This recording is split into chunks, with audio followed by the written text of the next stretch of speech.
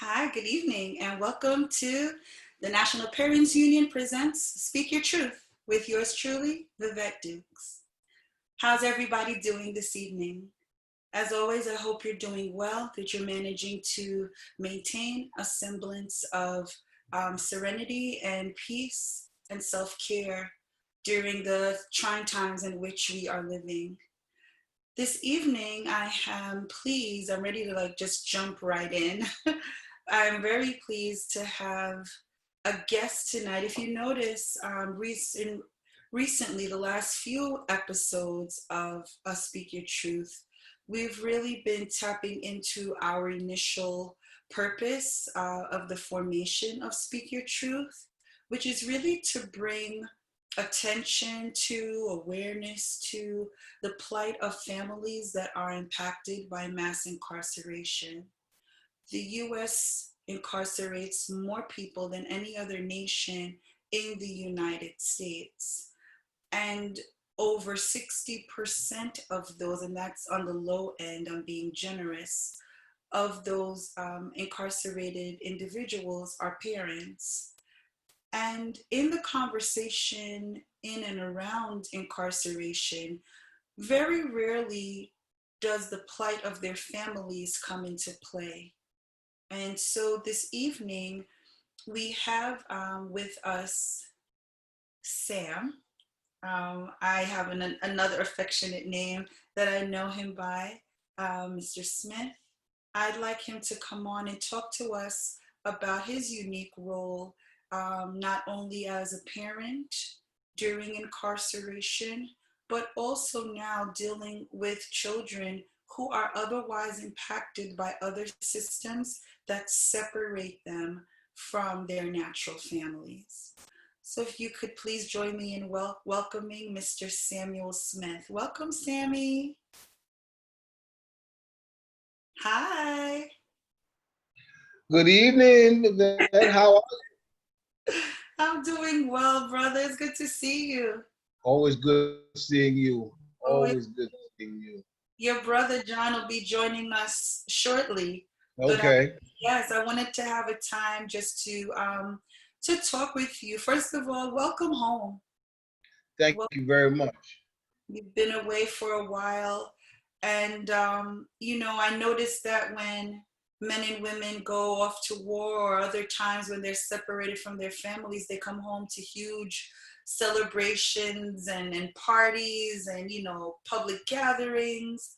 But I don't know if you received that, and so I say that to you with all sincerity. Welcome home. It's good to have you back in the community. We've missed you. It, it is good to be back in the community. And one of the things, unfortunately, is just like with wars, we have some people that go in and enlist in wars, and they may do one tour of duty. Then we have others that become so mentally entwined with the war that even after they come home from a tour of duty, they return. They return back to the war. I was one of those. And though the war that I was in and I was fighting is unlike the wars that people may be have in mind, where that it's guns and shooting and that it's going on foreign soil, mine was really a war of emotion, psychologically, and without the guns, but no less violent, no less impactful. So I had enlisted through my actions a few times. So when I came home, I realized that the celebration that many of my comrades may have had in mind really was the celebration that I needed, because a lot of those celebrations, the meaning is lost. It's not taken as, hey, you're welcome back, you're here, let's get this right, let's get this together. It's more of a celebration of the carnage and the malice that you've been a part of, which is not something that we really should celebrate. So I didn't want that celebration. I celebrated it by staying in touch with people like your husband, Mm-hmm. who I'm proud to have introduced me to you and to have met you, and other young men and young women who helped to rearrange my thought process and helped to really debrief me after my time away and get me back on point. I'd like to talk to you a little bit about prior to becoming incarcerated. I'm very interested in that intersection of incarceration, excuse me, and education. Yeah. What were your educational experiences like? That's part one. And then the follow-up question to that is, do you believe that the education you received or did not receive had played any role in your in enlisting numerous times, as you put it? Yes. Education definitely, and my miseducation rather, played a major role in my re-enlisting, because when we really study education and we study what education is really all about, it teaches us how to be responsible. Education teaches us how to handle things, how to deal with things. And when we become educated, we aren't just trained, we aren't just taught to mimic things. And I think a lot of that was lost. I was born in the 70s, went to school during the 70s and 80s. Um, a lot of that was lost in the education system at that time, because there were very few people who were who had the ability to actually champion real life-changing and fundamental education that you could build a foundation on. A lot of what I was educated in was parroting and repeating. Okay. And so because of that repetition, I received a secondary education outside of my home and outside of the school, which influenced a lot of my behavior and a lot of my thinking. So yes, educate my miseducation, because Mm-hmm. there was so much about myself that I was not taught. There Yeah. was so much value about not only myself, but about my heritage and about my inheritance that I had inherited just by being born. Yeah. Whether whether it be the royalty, whether it be the brilliance, whether it be the leadership, that wasn't given to me. Hmm. So I followed another blueprint Hmm. that was given to me. And it was a blueprint of settling and sort of bargaining away of the future just for the right now, the today. Hmm. So Wow, very interesting. And what you're talking about in the educational realm, we call that a culturally relevant, a culturally sustainable education where students see themselves in what they're learning, and yes, particularly as Black students, as Black Indigenous people of color, yes, that it is we are missing from the educational system. And that's part of the reason our children are not necessarily captivated by what they're learning, because they are not learning about themselves and their energy and their creativity and things that our Black children, our children of color, possess naturally, yes, are not revered by the educational system. There are those skill sets that they come with are looked down upon instead of being revered. And that's what I hear you talking about. Wow. yes. Yeah. I'd like to take a minute to bring John in, our other guest tonight. He's no stranger to Speak Your Truth. He's actually the co-founder of Speak Your Truth, my husband, John Dukes. Please come on into the conversation, love.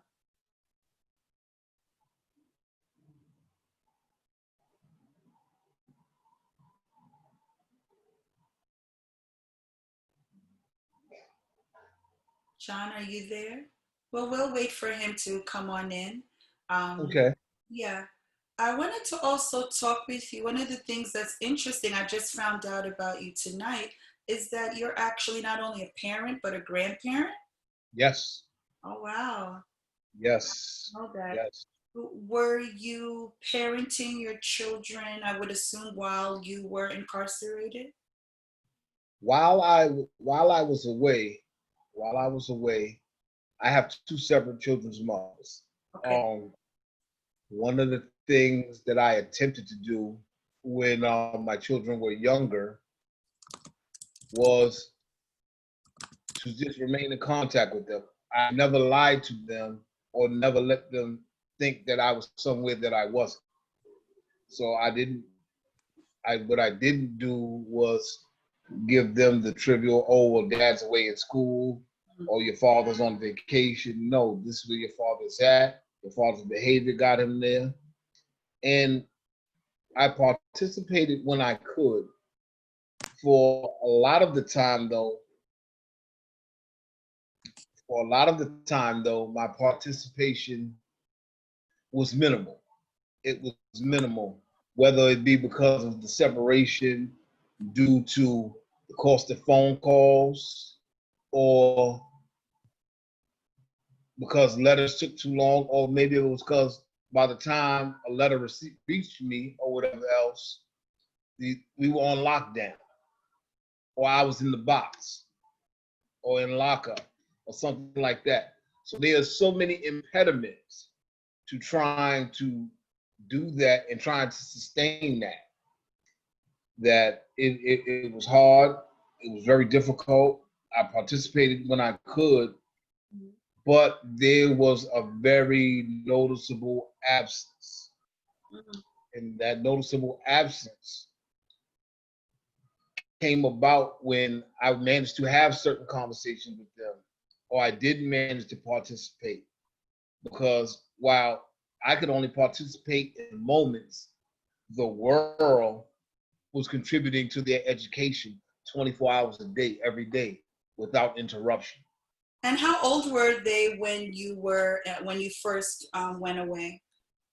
When I first went away, my son was 2, and my daughter wasn't even born yet. Wow. She was born during my first incarceration. Okay. And so, how has it been since you've been home? And John, hi, welcome. Thanks for joining us. Hello, welcome. Thank you for having me. Thank you for having me. How you Yeah. doing, Sam? I'm good, Mr. Dukes. How you doing? I'm well. Good to see you, brother. It's definitely good seeing you, brother. Thanks. Very. I didn't want to interrupt this question though. It seemed like Vivett was asking you. Yeah, you still look very astute, Jonathan. Thank you. Brother. Um, Just for what, I mean, I can't imagine how that was. And John, you can chime in because you had this experience of being incarcerated and still trying to parent. Specifically, what was your communication with their schools like? Did you have any communication with your children's school? Did you see a report card? Did you know what was going on, in their educational lives? Were you able to weigh in at all in their educational lives? You speak to that, Sammy, if you don't mind. no, I don't mind. Open book. For me, I wasn't even actually able to participate. One of the reasons was because my initial incarceration, I was nowhere near my children. I wasn't even it was for a brief minute. I wasn't even in the same time area as my children during my incarceration. Mm-hmm. I was young when I had my children. And one of the things that was missing was that my family network, as strong and as verified as it was strength based on the norms. It was based on the strength of the norms that we had adopted from being in poverty. Okay. So we had adopted those norms as a family. So certain things weren't important. And certain things were like, okay, your dad's incarcerated. Well, you know, that's normal. It was normalized. And my non-participation began to be normalized. And as that began to be normalized, I began to normalize being a non-participant. Mm. Wow, that's deep. You want to add to that, John, or any comment? Yes, I will. I will speak to it. It's we had similar experiences in a sense because not well, I shouldn't say similar because I was in my daughter's life, but what I mean that it was some opposition, you know, with her mother. I just got to be to say it for what it is, you know. We're not trying to talk bad about anybody. It's just the simple fact that it was very hard and difficult to parent her. And the only way that I was able to do that, thank God that I had my mother that was facilitating everything. You know, by the grace of God, I had that in my corner. You know, I had put 5 years, close to 6 years into my daughter. You know, hands on from the time that I knew she was inside her mother. You know, that she was conceived. And having said that, we we got through it, but it still was a big challenge, you know, regardless of the fact of how much I was able to speak to her and write her. In some occasions, writing her a day late, or, you know, the meaning the mail was getting to her maybe a day or two late after the advice that she needed at a time that was crucial, a moment that was, you know, it was evident that I needed to be there at that time, where I had to call for favors and ask for friends and family to go over there and assist her. But my words were reaching her maybe 2 days late, you know. So you can imagine those challenges. Wow. It was difficult.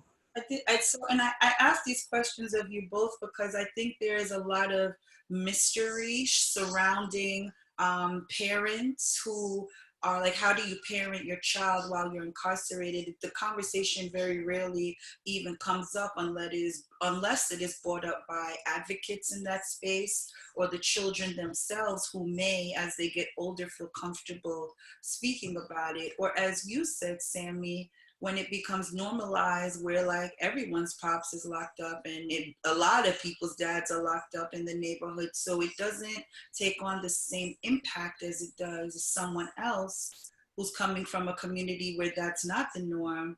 You know, they hear that and they're like, whoa, your dad's locked up, your dad's locked up, your dad and your dad, and y'all all live on the same block.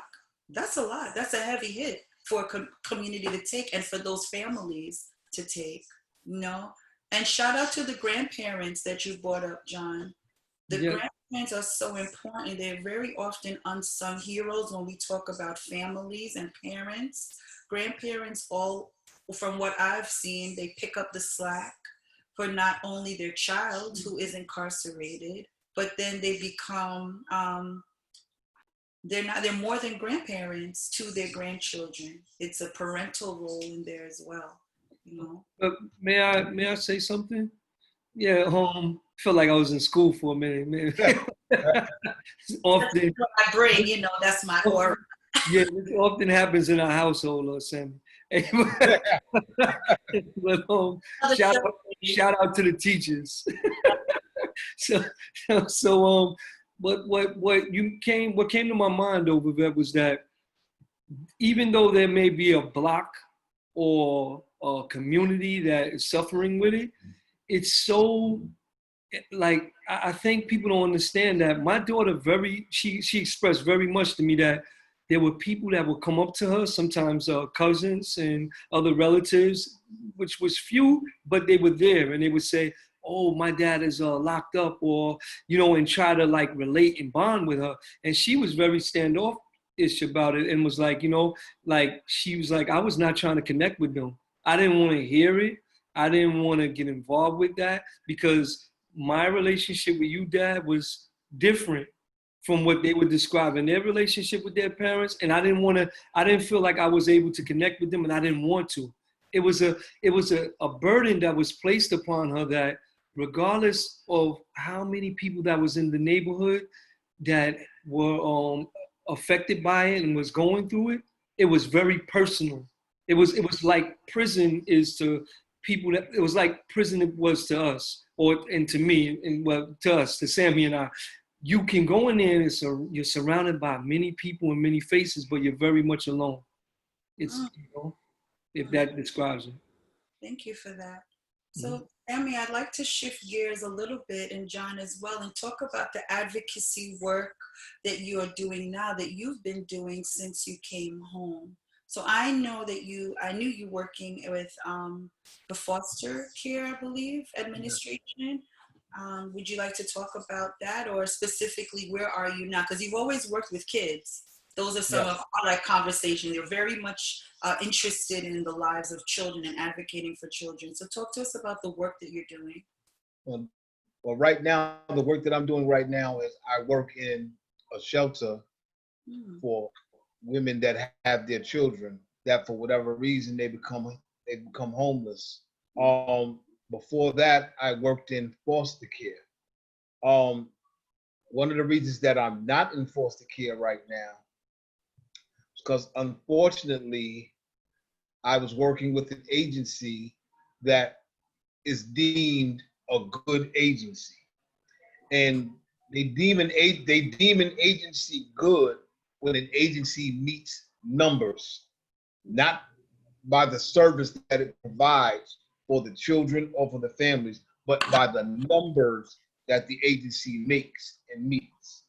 And one of the things is that because of my personal history, Mhm. even from before I even got incarcerated, just like from being young, from being in foster care, from not knowing my father and things like that, I am totally against any type of systematic dehumanization on any note, and marginalizing and minimizing any people. When it comes to children, I am going to be even more adamant about defending against them, and especially with their parents and things like that. So that led to me transitioning out of foster care and still even into the shelter where I work at now with families, mothers who have children. One of the things is that it's an emotional job. It's always emotional, but the moments that are gratifying make you want to dig in and work harder, Mm. because those moments when you see somebody get those apartment keys, or the moments even when I was in foster care when you see the child return to the parent, or even the child going back to relatives through what New York has, it's called kin gap, or even through maybe an adoption by a viable resource, somebody who's not just adopting because they get this monthly check, Yes. or because they figure like, oh, this child has a certain set of needs, so this check is even more. Because a lot of what goes on is economically and financially driven. Yes. Many systems are eating off of our children. I can say that about the educational system. Yes, I love for you. You're telling us about the foster care system, which is very heavily impacted by the mass incarceration system. Because, and you yes, could shed light on this, when mothers get incarcerated, usually children, if there is no grandparent or other relative to step up, the child can end up in foster care. Do you know what percentage of children in foster care are also dealing with parental incarceration? um, I don't know the number Not to put you offhand. on the spot, but even But just, roundabout, was it I don't know the number offhand, but I would say at least 35 to 45%. And if it's not incarceration by the mother or the father, there is a co-occurrence. whereas it's mental, there's some type of institutionalization, whether it be because of mental health, whether it be because of substance abuse, whether it be because of homelessness, whether it be because of incarceration. And what I found is that when we look along the lines of all these things, they all cross each other. They all cross each other. And when you put children, when children are into families that have these issues, which many families have either one or more of those issues, it becomes almost like a time bomb. It's not about if it's going to go off, but when. I definitely agree with that, Sammy. You know, I had the pleasure of working with you while we were locked up inside, and you've done some incredible work while you were in there. That's why I was so grateful to connect with you or reconnect with you outside in society because what you've proven to be inside, the work you did for yourself, on yourself, and the lengthy conversations we had about whether it was our children, how you nicknamed my daughter the gift, and and or whether it was you editing a lot of my papers. A lot of people I used to tell Sammy would take a good look at my papers when I was doing them in college or stories I would write. Having said that, I always heard your passion about uh, mental health, which was something that I was working in that Mm-hmm. field at the facility that we came from, and you always fought for the underdog, so to speak. You always had a heart for that, and with your career that you was just speaking about, I know that not only you're an asset to wherever you would go, it's a loss to whoever have lost you, to work and to do the work that you do. Now moving on or moving forward with that, what I would like to ask is what what are some of the things that you would put in place to secure these things from happening, even though I can understand that it's a pretty big machine. Yes. The machine is big. Mm. What I would like to see happen is that because a lot of barriers to having people there to service the people that we serve are maybe criminal records, past things. Um, like say for instance, if you have an incident with, let's say you're working somewhere and something happens to a child, though you may not be responsible, if you're there and something happens to that child and you get collectively put in that pot, your name goes to the state central registry. And when you're on the state central registry, your name stays on there for over 25 years. So what they consider vulnerable populations, they don't look at what it is you're doing, what it is that was done, or the circumstances, anything. It's just that your name is on that registry. Mm-hmm. So what happens is when it comes up and you go for a job, oh no, you can't be around anybody in the vulnerable population. Vulnerable population are children, our aged population, our more mature population, populations that may have a developmental or other disability. Mm. I've encountered that myself, even after working inside of the field. I was working with children that have disabilities, children and adults that have disabilities, developmental disabilities. And the Office of People with Developmental Disabilities, that's OPWDD, cleared me. The Department of Health You're a doozy. said, oh no, you can't do this. They said, give us proof that you've changed. Mm-hmm. So I sent them in the work that I've been doing since I've been home. I sent them in an associate's degree, a bachelor's degree, and a master's degree. Wow. I sent them in references that said, hey, yes, he's made a suitcase full of mistakes, Mm-hmm. but the work that he has done and the impact that he has and his dedication far outweighs that. Mm-hmm. So They're respons- I'm they're sorry. responsible. I want to jump in a little bit because it's on the same guidelines as that. So what would you do to, if you could, what would you do to eradicate that or make it better? Like, how would you straighten a situation out like that? Or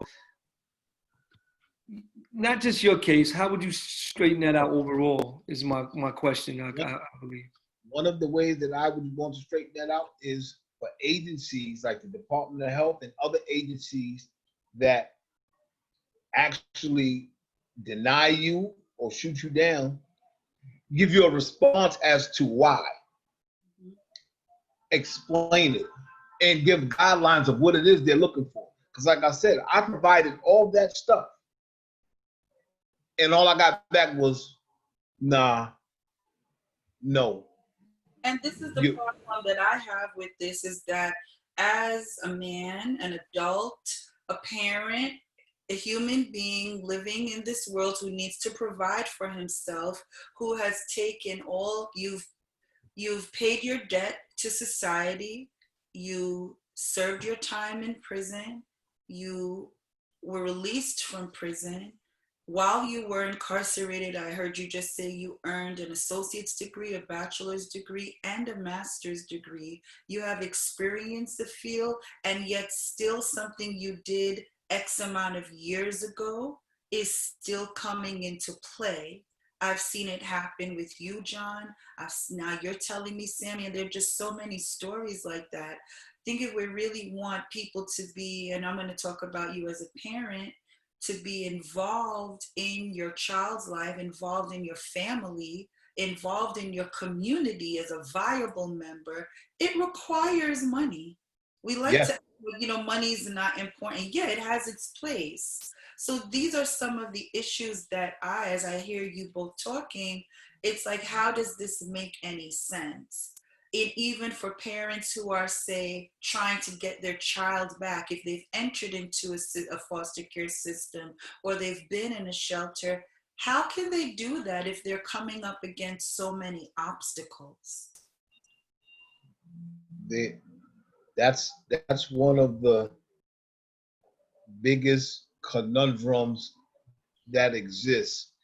And it exists because often we run into people who have positions or in positions of authority, but they don't have any life experience. Or they have life experience and their life experience has made them bitter. So because of that bitterness, or either that bitterness and or that lack of experience in life, decisions are made just based on, hey, I can make this decision. I don't have to explain to anybody. I'm just going to make it. And it's often perpetuated and carried on when we hear the jargon of people who say, oh, you're going to let all the convicts get all the jobs. Oh, you, oh, I can't. He was in jail for selling drugs, so he can't be around children. One does not have anything to do with the other. Don't get me wrong. There is a place for the crucial looking, the investigation, and everything. But merits should not be boilerplate. It should not be something that's just okay. Everybody has the same level. As much as we may speak about, oh, well, we want everything to be even. That's something that can't be even. because for many of us, we have inherited directly and indirectly a sense of impoverishment. And so we carry that around and have adopted that as our character, have turned it into a lifestyle, and have turned it into just a way of acting. So our ceilings don't go that high. We don't raise our ceilings up. We keep our ceilings at a certain level because we're afraid to dream past the sky. We're afraid to aim past the sky because everything in our lives has shown us and made us accustomed to just staying on the ground, just getting enough to get the bare minimums and the bare minimum and the bare essentials. Yeah. And so I think that when you make a decision, you need to be able to verify why you made that decision. We need to have people that's going to say, yes, I made this decision. What did you base? This person bought this. They've done this. This is the work they've done. What is your decision based on? Yeah. Sounds like some policies need to be changed. Absolutely. Work. Absolutely. Yeah, because I've heard even Vivett, you've said this sometimes in a conversation and even on the show, that if you got in trouble for the things, or if you were paying for something you did one time, how would you be able to move forward? Like it's hypocritical to say the least, for the government to, and the media, let's say, if you will, let's say the media, to pump this into society, into indoctrinate people with this, and put it in such a way that it's like breathing air. It's so simple for a person to buy into this because it's somewhere threaded into them, ingrained where they're like, oh, if you've been to jail, hey, you're guilty. If you've been to prison, you're guilty, and you should never go ahead in life. Like your life is done. Whether it was a robbery, whether it was let's say jaywalking, whatever it was, if they find out you were in jail or in prison, let alone murder, it's no redemption. It's no that the what you said, the inheritance of a bad situation or a horrible situation, trauma, whatever it was, lack of education, all these things lumped into one. It's just no redemption. There's no forgiveness. You are what you are, and that's what you did, and that's it. And I think that there is something wrong with that, and especially when it comes from a place that in a place of corrections. The very name itself, like, oh, we're a correctional facility. The very things that politicians may even say, or people that's in charge, anyone that's in authority, a judge may even say in giving you a sentence, like, well, I hope you learn your lesson. I hope that when you get out that you're rehabilitated. All these fancy words that they try to put into our sentencing or into making a board when you go before a board. And it comes back to haunt you every time, because I too, like Vivett said, have faced that. Yeah, I think it's very telling about our society, about what we value. And definitely there need to be some shifts, because if we say that we care about people and we want them to do well, just come home and do the best that you can. It's a reason why I like to have the guests on the show, to have like really personal experience with incarceration, because I think the face of what a person who's been in prison looks like is deeply skewed by the media. And so when someone thinks of a man who's been incarcerated, I don't think they're thinking of someone who looks like you, John, or someone who looks like you, Sam. Even if they're envisioning a Black man, our society has so demonized Black men that it's like you're always like monster mode all the time, and not really looking into your humanity. And so I'm hoping that by hearing your personal narratives and by allowing you to frame your narrative, not someone else, that it will open up the minds of any and everyone who views this show to really step back and take a second look at the long sentences you might want. Think about the humanity of the people that are behind the bars, because they are people. They're people that have children. They're people that have others who love them in their lives. They have family. Like, they want to come home and work, because that's another misconception that I hear all the time. Oh, they're lazy. They don't want to do anything. No, people can't find jobs. No, it's hard to find a job, much less a career. You have a master's degree. I mean, my God, what more do you have to do? I don't know. The educator in me is like, I mean, I don't know. It's bizarre. One of the things when I came home, I had a job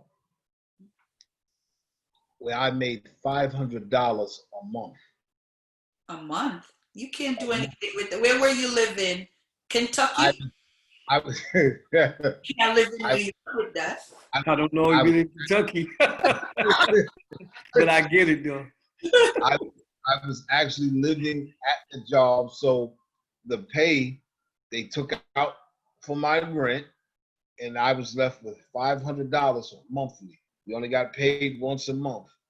I worked that job for 2 years, and in those 2 years, I spent time applying for other jobs, looking into other things, and it was like a brick wall, brick wall, brick wall. And one of the things that it's hard to convince people that, hey, doing the right thing will work for you when you can't even put a roof over your head. You can't even afford to feed yourself every day. You can't, there's so many things that having a job, especially a viable job and getting a livable wage, there's so many things that become a part of that identity with having that. And there's so much that it does for you individually, self-esteem wise and everything else wise, that having a job and having a job that's giving you a livable wage is so important, because it's hard for me after all these years to go back, came home, my son was 24, 25. My daughter was 22 and had a daughter.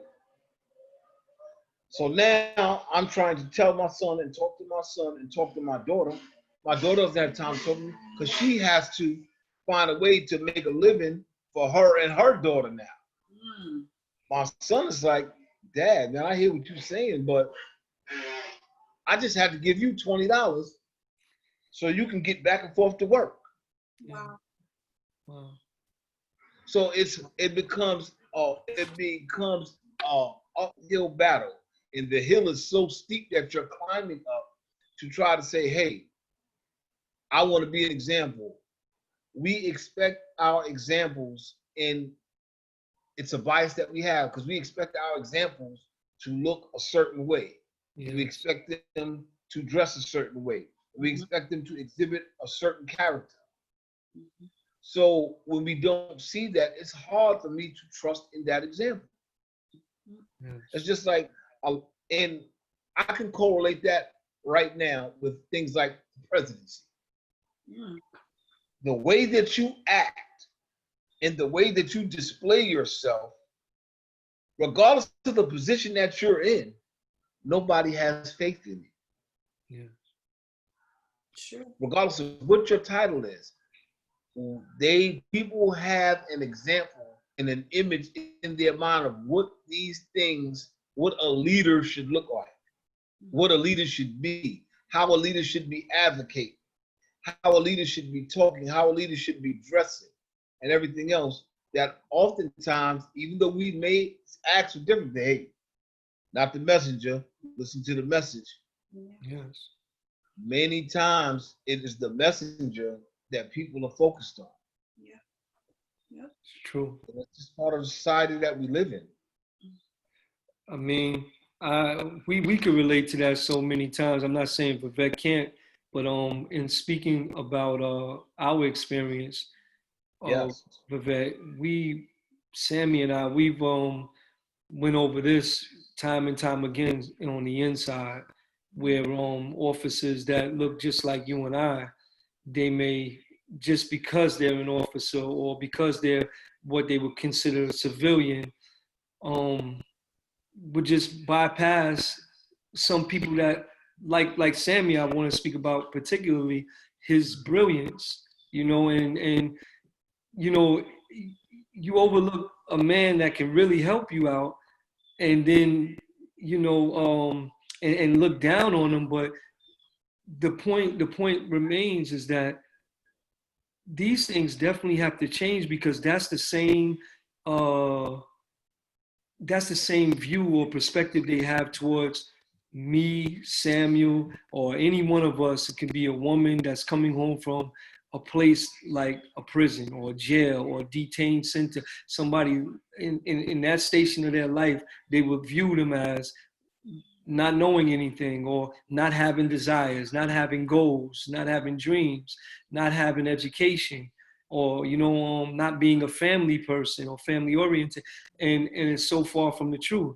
Not being healthy because of you may be being a drug addict. You know, not having integrity.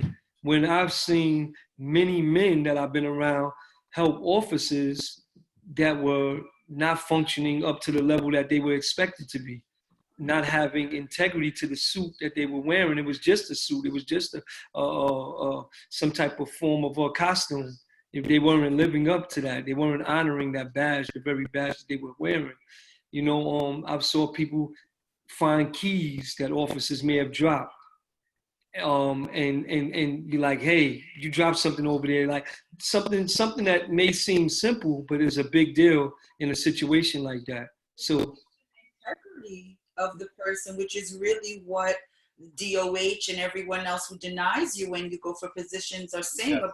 You don't have the integrity that is needed to do this job, but without really giving you the opportunity to exemplify the integrity that you have. Also, your lived experience, even if that experience was garnered while you were in prison, it's still your lived experience and it still holds value. We all can teach someone something. And many times, people that they have in roles to say help at-risk youth or people who have experienced trauma and who need someone to understand what they're going through, vulnerable populations, as they say. Who better to understand and help a vulnerable member of a vulnerable population than someone else who's been a member of a vulnerable population? For all intents and purposes, you both still are members of a vulnerable population, Yes. but you do have a semblance of, well, we've overcome, we have made it past certain hurdles, so we have experience to help you now. yeah. I think that's the shift that needs to happen. In these last 10 minutes of the show, I'd like to ask you both, what are some things that organizations like the National Parents Union can do for returning citizens who are parents? What initiatives, what are things that you would advise us to do so that we can be of more help to this particular population of parents? I I think that one of the things that could possibly be done is that for the national parents to create almost a reentry parenting program. And it's a because many times people, whether it be male or female, that are incarcerated, haven't got to experience parenting full time. There's been many milestones that have been missed. There's been other things that have been missed. So that reintegration process is a process for the children and for the parent. So it needs to be something that's showing them both sides. Hey, this is your mom, this is your dad. this is your son. It's almost like a reintroduction because working where I work at, I've seen women that have had their children taken at birth. They've never got to spend 1 minute with their child, except for carrying them in the womb. The minute that the child is born, that's it. It's not, they don't even get the chance to, okay, your baby is born, here, hold your baby. No. And the terms that they use is the same term that they use when criminals go to court. They remand your child. Wow. That's exactly what they call it. Oh, your child's been remanded. And it drives a wedge. It causes a separation. And that separation goes on. And as much more as the time goes on with it, that separation builds the void and the chasm widens. It widens on the child side, it widens on the parent side. So that reintroduction of parents to children and parents, making parents, hey, you need to participate in this education with your child. Mm-hmm. It's re-educating both parent and child, because a lot of parents went away and they didn't know, they didn't have the education. Some of them have gained the education. Some of them came home and still didn't gain their education. So doing that and making it a coexisting thing, something that goes on between both sides, both parent and child, is definitely an initiative that I would like to see taken up. Man, that was powerful to say the least. You know, you had me thinking like, what could I say after that? You know, not like we're trying to top each other, but like you basically said it all. That was great. But then here go God. He gave me something anyway. And I'm thinking about what I went through and what you went through, not being able to co-parent.